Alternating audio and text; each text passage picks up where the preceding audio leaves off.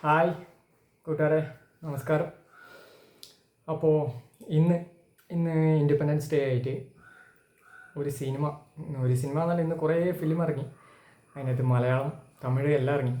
അപ്പോൾ അതിനകത്ത് independence day ഉണ്ടാകുന്നോന്ന് അറിയില്ല, തങ്കലാൻ എന്ന് പറഞ്ഞ ഒരു ഫിലിം ഇറങ്ങി.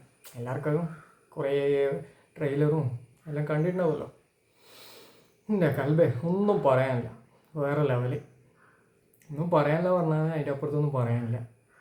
വിക്രം സാർ അതിൻ്റെ അകത്തങ്ങ് വീഴുക. ഓൾറെഡി അറിയാം ഒരു ക്യാരക്ടർ കിട്ടിക്കഴിഞ്ഞാൽ എങ്ങനെയായിരിക്കും. ഇതിനകത്ത് വിക്രം സാർ അങ്ങനെ ആയതുകൊണ്ടാണോ ചെയ്യാൻ വിക്രം എന്ന് പറഞ്ഞ വ്യക്തി ആ ക്യാരക്ടർ ഇങ്ങനെ ഉൾക്കൊള്ളുമെന്ന് അറിയുന്നത് കൊണ്ടാണോ അറിയില്ല, ഒരുമിച്ച് അഭിനയിച്ച ഒട്ടുമിക്ക എല്ലാവരും വേറെ റേഞ്ചിൽ തന്നെ പോകാൻ അങ്ങോട്ട്. പാർവതി നമ്മളെ മലയാളത്തിലെ ഇതൊരു നാഷണൽ അവാർഡിന് 100% സാധ്യതയുണ്ട് വിക്രം സാറിന്. നമ്മളെ KGF എങ്ങനെ ഒന്നും ജാസ്തി ഞാൻ പറയുന്നില്ല, KGF-യുടെ ഉത്ഭവത്തിനെ പറ്റിയിട്ടുള്ള കുറച്ച് ഇതാണ്. ഏകദേശം ഒരു 2 സിനിമ കണ്ടിറങ്ങിയ ഒരു അനുഭൂതി ഉണ്ടാവും. കണ്ടിറങ്ങിക്കഴിഞ്ഞാൽ കുറച്ചും മൈൻഡ് അതിനകത്ത് തന്നെ കൊടുത്തിരിക്കണം, എന്താണെന്നുള്ള ലെവലിൽ. വിക്രം സാർ അതിനകത്ത് ഇങ്ങനെ ആ ക്യാരക്ടറിലേക്ക് വീണു. വേറെ ഒന്നും പറയാനില്ല. പശുപതി അങ്ങനെ ഒട്ടുമിക്ക, പിന്നെ മാളവിക എടുത്തു പറയാൻ എല്ലാവരും അടിപൊളിയാക്കിന്. ഒരാളെന്ന് ഞാൻ പറയുന്നില്ല, പക്ഷെ വേറെ റേഞ്ചിലാണ് ഓരോരുത്തരൊക്കെ അഭിനയം.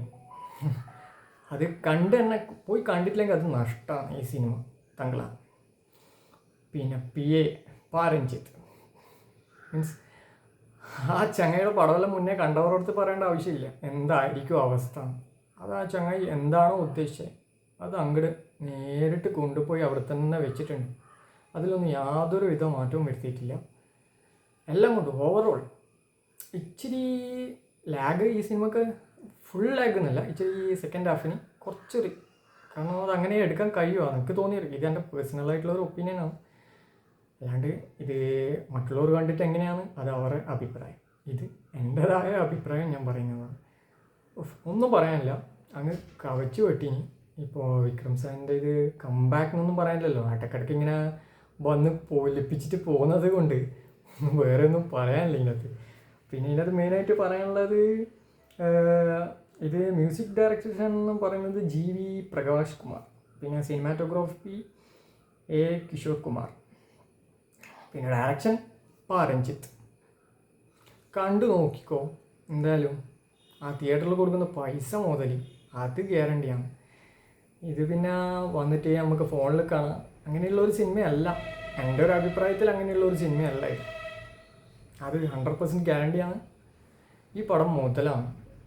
അതിനകത്ത് കയറി അങ്ങ് മേനിന് ചങ്ങായി ചെയ്യാൻ വിക്രം പറഞ്ഞാലും തീരൂല, എന്നാൽ അതിൽ കാണിച്ചു വെച്ചേ എന്നുള്ളത് സെല്യൂട്ട് ചെയ്തിരിക്കുന്നു. Okay guys.